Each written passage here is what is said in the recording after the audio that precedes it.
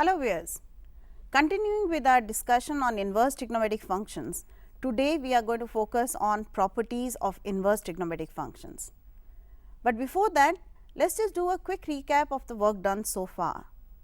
We discussed in our earlier lessons that though sine, cosine and other trigonometric functions are not 1 over their domains, but when we restrict our discussion to some specific sub-intervals, the functions can be made 1 and when mapped to their respective range, they become onto as well, and thus they are invertible, but restricted to some specific sub-intervals.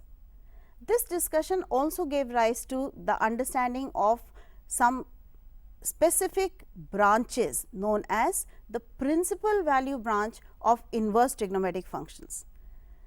What you have now on screen shows you a table of all the possible 6 inverse trigonometric functions with their principal branch. These principal value branches will remain with us as our discussion progresses. We also discuss that the definition says that sine inverse of x is y if x is sine y, which also gets interpreted as that sine inverse of sine x is x where x comes from the closed interval minus pi by 2 to pi by 2, and also sine of sine inverse x is x where x belongs to minus 1 to 1 closed interval. Is there something specific that we are looking at here? Yes, the x that we have chosen, which belongs to minus pi by 2 to pi by 2, restricts our discussion so that the inverse is defined, and that is what happens for the other inverse trigonometric functions as well. So, take a quick look at what we have here. Cos inverse of cos x is x only if x belongs to the closed interval 0 to pi. Cosec inverse of cosec x is x when x belongs to the closed interval minus pi by 2 to pi by 2, not including 0. Similarly, for the other 3 inverse trigonometric functions, you have the conditions defined. Will we ever need this? You may ask. Why can't I just say sine inverse of sine x is x and get away with it? Well, if you come across a question which could be possibly a 1 mark, but then you know how important that could be. If the question says evaluate cos inverse of cos of 13 pi by 6, and you jump up and say, well, that is 13 pi by 6 because cos inverse of cos x is x. Well, then you have to stop and watch and say or think that 13 pi by 6 does not belong to 0 to pi closed interval, which is the principal branch for cos inverse x, and therefore, the definition does not allow us to write this equal to x. But at the same time, we have learned that 13 pi by 6 can always be written as 2 pi plus pi by 6, and cos of 2 pi plus theta is cos theta. Cos 2 pi plus pi by 6 is nothing but cos pi by 6. We learned all of this in grade 11, and now we are ready to say that cos inverse of cos 13 pi by 6 is same as pi by 6. So, you may need these relations, conditions as we progress further down as well, but this itself can be an important 1 mark question for you. Now, there are certain properties that are listed in your NCERT textbook. Today, we will not be discussing the proofs of these properties, but it is important for you to understand why these properties exist. So, I will suggest to you that you do look at the proofs from the book, but today we will first go through the properties and then consider their applications, which are often tested in exam as well. To begin with, we have the first property which says that sine inverse of 1 by x is cosec inverse x, where x has the restriction x must belong to the interval over which the cosec inverse is defined. So, x must be greater than equal to 1 or x is less than equal to minus 1. Similarly, you have 2 more properties which says that cos inverse 1 by x is sec inverse x, tan inverse of 1 by x is equal to cot inverse of x. Somewhere as you look at the property, you must be able to feel as to where this is coming from. Remember, there is a relation between cosec theta and sin theta. Keep that in mind. When you look at the proof, you will be able to relate and see how the two gets connected. What does our second property say? Second property says that sin inverse of minus x is equal to minus of sin inverse x, where x belongs to closed interval minus 1 to 1. Cosec inverse of minus x is minus of cosec inverse x, where x is greater than or equal to 1 or x is less than or equal to minus 1. Tan inverse of minus x is minus of tan inverse x, where x belongs to real numbers. Again, if you are with me, you would have realized that somewhere there is a relation of what we learned in grade 11 as sine of minus theta is minus of sine theta. So, you can see some likeliness there. Now, I would advise you to just sit and try out the proof so that these properties stay with you longer. What happens if I have cos inverse of minus x? Well, cos of minus theta was not minus cos theta. So, cos inverse of minus x is not going to be minus of cos inverse x. So, watch out for it. It is same as pi minus cos inverse of x. Similarly, sec inverse of minus x is pi minus sec inverse x. Cot inverse of minus x is pi minus cot inverse of x. The fourth property, sin inverse of x plus cos inverse x is pi by 2. Cosec inverse x plus sec inverse x is pi by 2. Tan inverse of x plus cot inverse x is also equal to pi by 2. Take a moment. Where is this coming from? Do you see any underlying condition in the trigonometric functions which can help us to reach this result? I think you are thinking of cos of 90 minus theta is sin theta, and that is where the connection comes. Let us take a look at our next result. The fifth property, it is one of the properties in fact which you will find yourself using many a times in this exercise. So, keep a watch on this. Tan inverse of x plus tan inverse y is tan inverse of x plus y by 1 minus x y, and to keep things defined, this is only true when x y, the product x y is less than 1. Tan inverse of x minus tan inverse of y results in tan inverse x minus y by 1 plus x y is greater than minus 1. And the third, twice of tan inverse x is equal to tan inverse 2x by 1 minus x square. X must be strictly between minus 1 and 1. Again, the formula behind it, which you learned in 11th standard, comes to use. Tan of a plus b is equal to tan a plus tan b by 1 minus tan a tan b. So, if you start the proof by taking say tan inverse of x to be a and tan inverse of y to be b, in 3 steps straight away you would be able to reach the other side.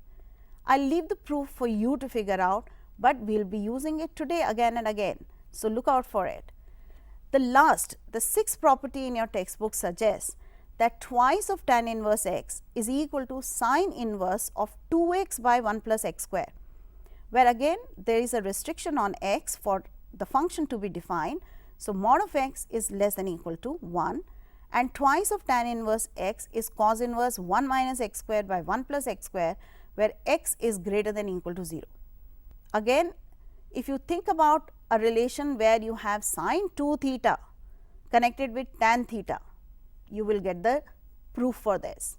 Sin 2 theta is equal to 2 tan theta by 1 plus tan square theta. One of the formulas we grilled and drilled in grade 11, you must have perfected it there. It is going to come in use here, and many more results that you learned in 11th standard are going to be used in this and further down more chapters. So, if you have certain weakness about trigonometric formulas, well, it is time to brush them up. Let us start looking at the applications. How are we going to put these properties to use? One of the very favorite questions that you would come across again and again is right here. You have to prove that tan inverse 1 by 5 plus tan inverse 1 by 7 plus tan inverse 1 by 3 plus tan inverse 1 by 8 all adds up to be pi by 4. Now, you can see there are 4 terms with tan inverse in it, and we just discussed tan inverse x plus tan inverse y.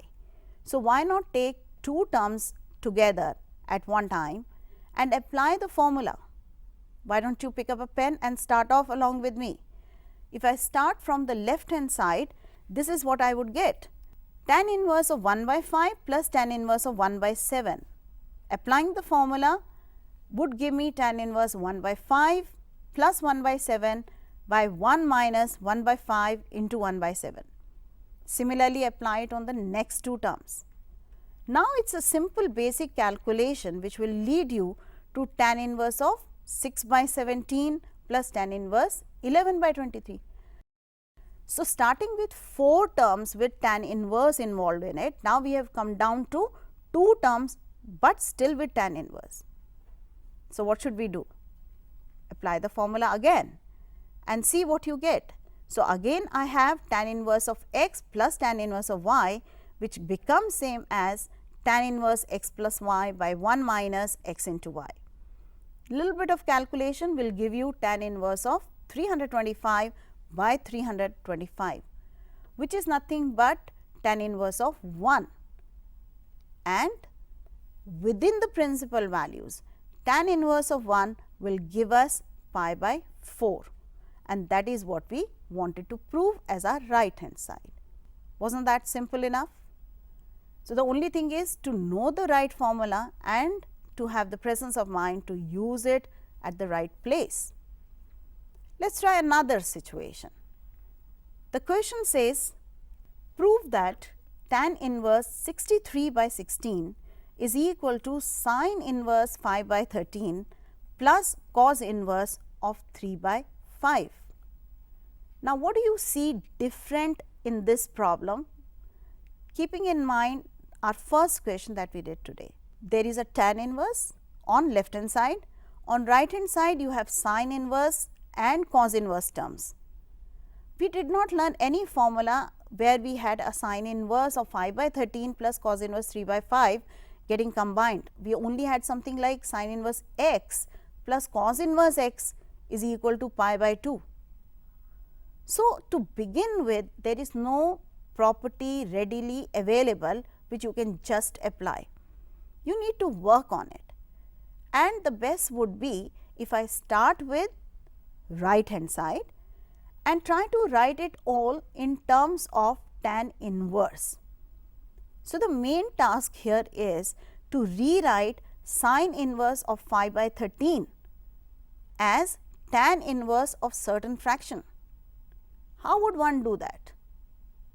Let us go through this process, follow it carefully, and you will realize that it is really not so challenging. Starting with the right hand side, which is sin inverse 5 by 13 plus cos inverse 3 by 5. Begin by assuming sin inverse 5 by 13 to be, say, a quantity x and cos inverse of 3 by 5 to be y. The moment I have that, then the definition allows me to write that if x is sin inverse 5 by 13, then sin of x must be 5 by 13 and cos of y must be equal to 3 by 5. Now, you must know that if sin x is 5 by 13, cos x can be calculated. How? Using the fundamental trigonometric identity. So, sin square x plus cos square x is 1, and you can use that to find what cos x and similarly what sin of y is going to be. And I have that calculated here for you, but also if you are good with Pythagorean triplets, it just takes a minute to figure out what the other t functions are going to be. So, cos x is 12 by 13 and sin of y is 4 by 5. Now, why did I calculate cos x and sin y? I had sin x and cos y, because I can now find out what is tan x and tan y. Tan x is going to be nothing but 5 by 12, tan of y is 4 by 3. Once I have the values of tan x and tan y, do you think you can find what is tan of x plus y? Surely you can. Why don't you work it out? We have tan of x plus y is equal to tan x plus tan y by 1 minus tan x tan y. Substitute, solve, and you get 63 by 16. And so, we are ready to have tan of x plus y equal to 63 by 16. X plus y therefore, is tan inverse of 63 by 16. What was x? Nothing but sine inverse of 5 by 13 and y cos inverse of 3 by 5, and hence your problem is solved. So, it was not so very challenging, isn't it? Just keep your calm about it and I am sure you will get through it. Now, let us just take a very, very interesting problem. It is actually given as a MCQ question in your NCERT. So, suppose I say it is only a 1 mark question, can you do it in a jiffy? Surely you can. Look at this, I have tan inverse x by y minus tan inverse of x minus y by x plus y. To evaluate it, one way is I can just use the formula directly, the property, but the other is interestingly very simple, and here it is. You can always write the second term as tan inverse of x by y minus 1 by x by y plus 1, divide both numerator and denominator by y. And now again applying the property as tan inverse of x by y minus tan inverse of x by y minus tan inverse 1. On simplification, that is nothing but just pi by 4. So, as you saw, the 6 properties do help us in simplifying and working with inverse trigonometric functions. We will be continuing with more applications of these properties in our next lesson. Stay tuned.